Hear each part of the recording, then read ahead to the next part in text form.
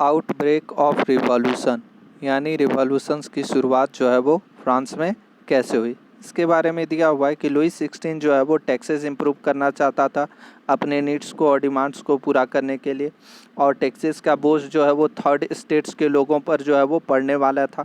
इसी प्रकार से टैक्सेस का जब भी इंक्रीजमेंट करना होता था जो है वो जनरल स्टेट की जो है वो मीटिंग बुलाई जाती थी और तीनों स्टेट्स के मेंबर पार्टिसिपेट कर कर जो है वो वोटिंग करते थे। मेजॉरिटी वोटिंग वाले को जो है वो टैक्स बढ़ाने और घटाने के लिए जो है वो फॉर्म किया जाता था। इस प्रकार जो है वो 1614 में भी जो है वो इसी तरह से टैक्स जो है वो इंक्रीजमेंट के लिए जो है वो मीटिंग बुलाई जा चुकी थी। 5 मई 1789 को लुई 16 जो है वो टैक्स बढ़ाने के लिए जो है वो लोगों की मीटिंग बुलाता है, यानी जनरल स्टेट्स की मीटिंग बुलाई जाती है। उस जनरल स्टेट की मीटिंग में जो है वो 300 मेंबर फर्स्ट स्टेट के, 300 मेंबर जो है वो सेकेंड स्टेट के और 600 मेंबर जो है वो थर्ड स्टेट्स के रिप्रेजेंट होते हैं। वोटिंग राइट्स का जो नियम होता है यह होता है कि जितने भी स्टेट्स के लोग हैं उन सभी स्टेट को एक वोट माना जाएगा और उनकी वोटिंग वैल्यू एक होगी, यानी 300 लोगों का वोट वैल्यू एक, फिर नेक्स्ट 300 लोगों की वोटिंग वैल्यू एक और 600 लोगों की वोटिंग वैल्यू जो है वो एक होगी। ऐसा जो है वो राजा चाहता था, लेकिन थर्ड स्टेट्स के लोगों का कहना था कि नहीं, इस प्रकार से वोटिंग नहीं होगी। वोटिंग के जो नियम होने चाहिए वो नए तरीके से होने चाहिए, डेमोक्रेटिक वे में होने चाहिए कि फर्स्ट स्टेट में 300 मेंबर हैं तो इनकी वोटिंग वैल्यू 3, सेकेंड स्टेट में 300 लोग हैं तो इनकी वोटिंग वैल्यू जो है वो 300 और 600 मेंबर्स जो है थर्ड स्टेट में है तो इनकी वोटिंग वैल्यू 600 होनी चाहिए थे, तब इक्वल जाकर होगा। लेकिन राजा ऐसा नहीं चाहता था। जब राजा ने मीटिंग बुलाई और वोटिंग के लिए जब बात की तो थर्ड स्टेट्स के लोग जो है वो इसका विरोध करने लगे। थर्ड स्टेट्स के लोग जब विरोध करने लगे और अपनी बात जो है वो राजा के सामने रखने लगे, जो लुई 16 वहाँ का राजा था, किंग था,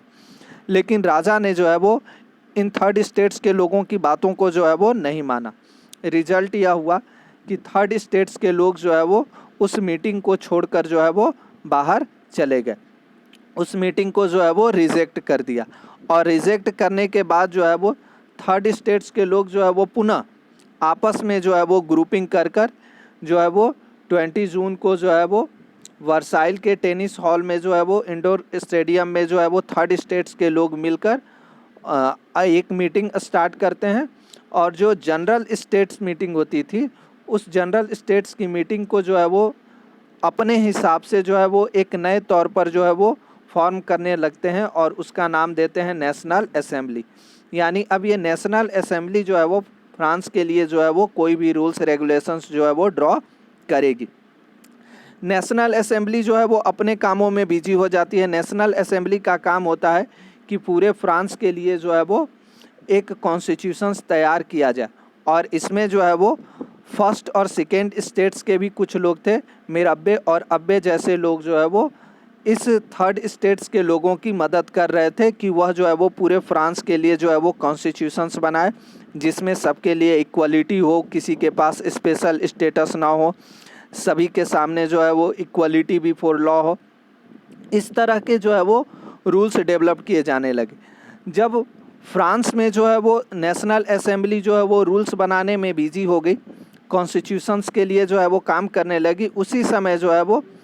फ्रांस के दूसरे हिस्सों में जो है वो काफ़ी ज़्यादा प्रॉब्लम्स ख़राब हो गई, क्योंकि फूड ग्रेन्स तो शॉर्टेज था ही, प्राइस जो है वो बहुत ज़्यादा बढ़ गई थी खाने पीने वाले आइटम्स की। इससे जो है वो लोग इसका विरोध करने लगे।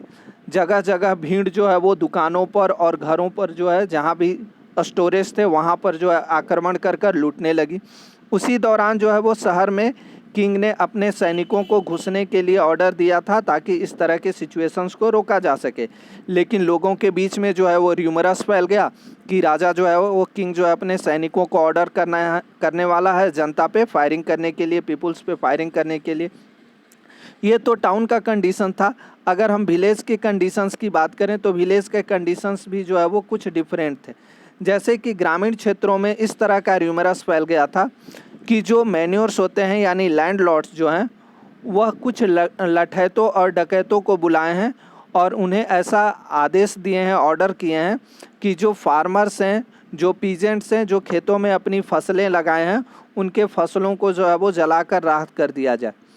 इस तरह से जो है वो गुस्साई भीड़ जो कंट्री साइड्स के जो लोग थे, ग्रामीण क्षेत्र के लोग, उन लोगों ने जो है वो लैंडलॉर्ड और मैनोर्स पे जो है वो आक्रमण करना शुरू कर देता है। बहुत सारे मैनोर्स और लैंडलॉर्ड्स जो है वो अपनी जान बचाकर